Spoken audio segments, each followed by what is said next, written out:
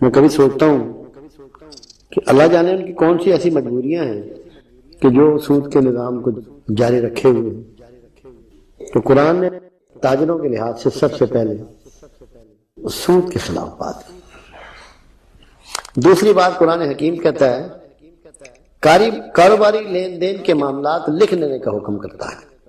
سورہ بقرہ آیت 282 کہ جو آپ امیڈیٹ کو سودا خرید رہے ہیں اس کا لکھنے کا نہیں ہے، جس میں آپ نے ادھار کرنا ہے، کمٹمنٹ آئندہ کے لیے ہے، کل کی ہے، پرسوں کی ہے، دنوں کی، مہینوں کی، سالوں کی ہے، تو اس کو لکھ لینے کا حکم ہے۔ ہمارے ہاں معاشرے میں بے شمار جھگڑے صرف لین دین کی عدالتوں میں چل رہے ہیں، پنچایتوں میں چل رہے ہیں، محلوں میں چل رہے ہیں، رشتہ داریوں میں چل رہے ہیں، تعلقات ختم ہو گئے کہ لکھتے نہیں ہیں۔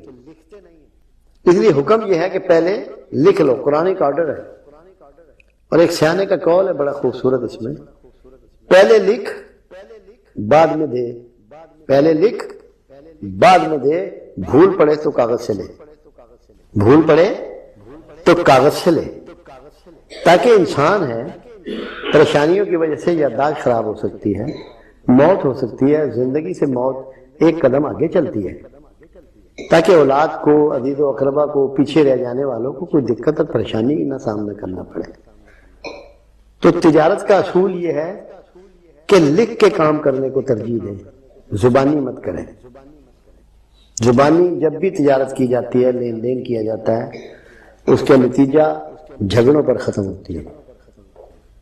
جتنے بھی میں نے بے شمار کیسز دیکھے ہیں، بینک میں بھی رہا ہوں، وہاں بھی یہ دیکھا ہے کہ جو اورل کمٹمنٹ ہے بغیر تحریر کے، بغیر ثبوت کے، وہ جھگڑوں پر ختم ہوتی ہے۔ تو رب العزت آپ کو تجارت میں یہ گائیڈ کر رہا ہے کہ آپ لکھ لیں۔ پھر اور دیکھیں، آپ نماز ادا کرتے رہو، ہمارے دیے مال میں سے ظاہر اور درپردہ خرچ کرتے رہا کرو۔ سورہ ابراہیم آیت 31 کہ جو بزنس مین ہیں وہ صرف دھندا نہ کریں، نماز بھی ادا کریں، اور جو مال ان کو مل رہا ہے، جو منافع ان کو پہنچ رہا ہے، جو بینیفٹ ان کو پہنچ رہا ہے، اس میں سے معاشرے پر خرچ بھی کریں۔ کیونکہ جس معاشرے میں خرچ نہیں کیا جاتا وہ معاشرہ مجبوروں کا معاشرہ بن جاتا ہے، جہاں لوگ روٹی کو ترس جاتے ہیں، جہاں لوگ تعلیم کو ترس جاتے ہیں، جہاں لوگ علاج کو ترس جاتے ہیں۔ تو تاجروں کو اللہ انوائٹ کر رہا ہے، بتا رہا ہے دیتا میں ہوں تمہیں، تم نے میرا شکر بھی ادا کرنا ہے، نماز ادا کرنی ہے، اور اس میں سے خرچ بھی کرنا ہے۔ کہ جو تاجر خرچ نہیں کر رہا وہ صرف اپنا نقصان کر رہا ہے، کیونکہ اس کے مال بڑھنے کے چانسز معدوم ہو جاتے ہیں۔ اس کے ساتھ ہی آیت جڑی ہے قرآن میں کہ سوداگری تمہیں نماز اور زکوٰۃ سے غافل نہ کر دے۔ سورہ نور آیت نمبر 37 کہ یہ نہ ہو، ہمارے ہاں تو یہ ہو گیا نا کہ اعلان ہوتا ہے جی بڑا عظیم شان جلسہ ہوگا بعد نماز عشاء، جب سارے کام ختم ہو جائیں تب اللہ کی بات کرنی، دکان بند کر دی، دھندا بند کر دیا۔ اللہ تو یہ چاہ رہا ہے کہ تم کاروبار کے ساتھ ساتھ میرے حضور بھی جھکتے رہو، مجھ سے اپنے تعلق کو قائم رکھو، ورنہ تمہاری تجارت تمہیں نفع نہ دے گی۔ پھر سورہ جمعہ میں بھی پروردگار کہہ رہا ہے کہ اگر سمجھو کہ تمہارے حق میں بہتر ہے کہ جمعہ کے اوقات میں خرید و فروخت بند کر دو۔ صرف خرید کا نام نہیں ہے، فروخت کا بھی ہے۔ یہ آپ کو معلوم ہے کہ یہاں فروخت کے ساتھ خرید کو اللہ نے کیوں جوڑا ہے؟ کبھی آپ لوگوں نے اس پہ غور کیا؟ سورہ جمعہ آیت نمبر 9 رسول اللہ صلی اللہ علیہ وسلم خطبہ جمعہ ادا فرما رہے ہیں، خطبہ جمعہ ادا فرما رہے ہیں، تو یہ آپ کو معلوم ہونا چاہیے جمعہ مکے میں نہیں ہوتا تھا، جمعے کی ابتدا تو مدینہ منورہ سے ہوئی۔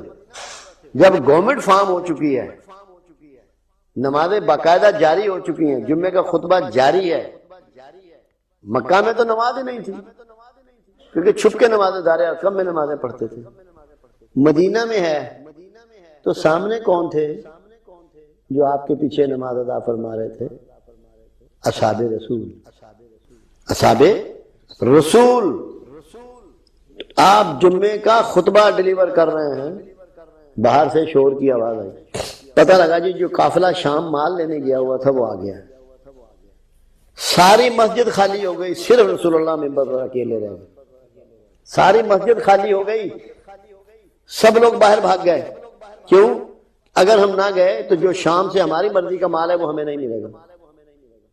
سارے باہر بھاگ گئے، تب یہ آیت قرآنی سورہ جمعہ آیت نمبر 9 اتری کہ تم رسول کو اکیلا چھوڑ کر منبر پر نماز چھوڑ کر، خطاب کون کر رہا ہے؟ رسول اللہ صلی اللہ علیہ وسلم باہر بھاگ گئے۔ تو تب قرآن نے یہ کہا کہ اگر تم بہتر سمجھو تو جمعہ کی جب اذان ہو جائے تو خرید و فروخت بند کر دو۔ آپ کو بتایا جا رہا ہے کہ پرائرٹی کیا ہونی چاہیے، بزنس مین کو پرائرٹی سمجھائی جا رہی ہے کہ تم نے اولیت کس بات کو دینی ہے، تمہاری پرائرٹی کیا ہونی ہے۔ تب سورہ جمعہ اتری ہے۔ اللہ آسانی کتنی دیتا ہے، کیونکہ اللہ تجارت کو بڑھانا چاہتا ہے۔ خود قرآن کہتا ہے، اللہ کہتا ہے ہم سود کو گھٹاتے ہیں، صدقات کو بڑھاتے ہیں۔ حج کے دنوں میں بدریہ تجارت، روزی تلاش کرو، سورہ بقرہ آیت 158۔ ایک دوسرے کا مال ناحق نہ کھاؤ البتہ تجارت کے ذریعے، سورہ نساء آیت نمبر 29۔ ایسے نہ کسی کا مال کھاؤ، تم تجارت کے ذریعے لین دین میں منافع اس سے کما سکتے ہو، اللہ تمہیں اس کے لیے الاؤ کر رہا ہے کہ باہمی ڈیلنگ ہے، ایگریمنٹ ہے، کسی نتیجے پہ پہنچ چکے ہو، اس کے مطابق اپنے معاملات کو چلا سکتے ہو۔ ایسی تجارت جو تم کو عذاب علیم سے بچائے، خدا رسول پر ایمان لاؤ اور اپنے مال جان سے جہاد کرو، سورہ صف آیت نمبر 10 اور 11۔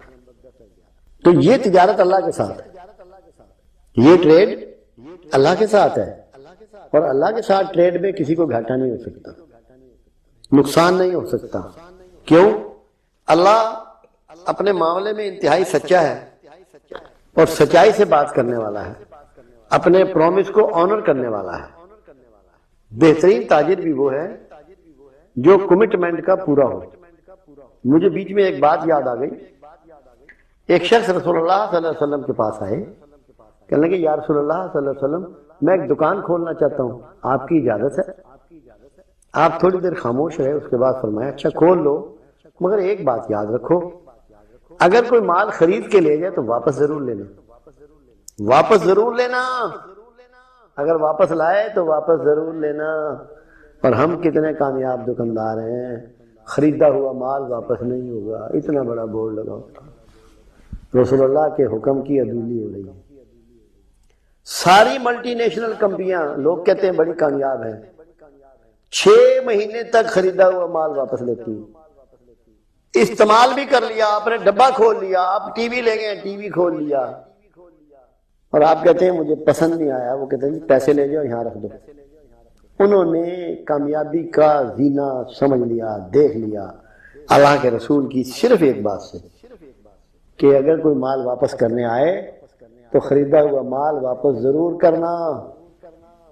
یہاں چکر یہ ہے کہ اس نے دینا آپ کو نمبر 2 ہے، واپس کیسے لے گا؟ نمبر 1 ہو تو واپس لے لے گا، نمبر 5 بیچ رہا ہے، نمبر 6 بیچ رہا ہے، ایکسپائرڈ دوائی بیچ رہا ہے، واپس کیسے لے گا؟ یہ بڑا مسئلہ پھنس گیا ہے، کیونکہ بنیادی طور پہ وہ جھوٹ کا شکار ہو چکا ہے، کرپشن کا شکار ہو چکا ہے، آپ کو اس نے صحیح سودا ہی نہیں دیا، واپس کیسے لے گا؟ اس ایک فارمولے پر ملٹی نیشنل کمپنیاں کامیاب ہیں۔ آپ دیکھیں وہ کتنے سچے ہیں، جو انگریڈینٹس اپنے کسی بھی پیکٹ پہ وہ لکھتے ہیں کیا وہی ہوتے ہیں یا اس کے علاوہ ہوتے ہیں؟ اور جو وزن وہ لکھتے ہیں کہ at the time of packing, packing کا وقت کا وزن ہوتا ہے، کیونکہ انہیں پتا ہے کہ بعض اوقات برسات کے موسم میں وزن بڑھ سکتا ہے، اور بعض اوقات شدید گرمیوں کی وجہ سے یا خشک موسم کی وجہ سے چیزیں تھوڑی سی سکڑ جاتی ہیں، وزن کم ہو سکتا ہے، اس لیے وہ لکھیں گے جو پیکنگ کے وقت ہے۔ یہ ان کی سچائی دیکھیے آپ۔ ہم کہتے ہیں وہ کیسے کامیاب ہے؟ وہ رسول اللہ کے بتائے ہوئے طریقوں پہ چل کے کامیاب ہے۔ انڈیا میں جانے کا اتفاق ہوا تو وہاں کے لوگ مٹھائی بہت استعمال کرتے ہیں، کیونکہ گوشت تو کھاتے نہیں، تو جو ان کی پروٹین کی ضرورت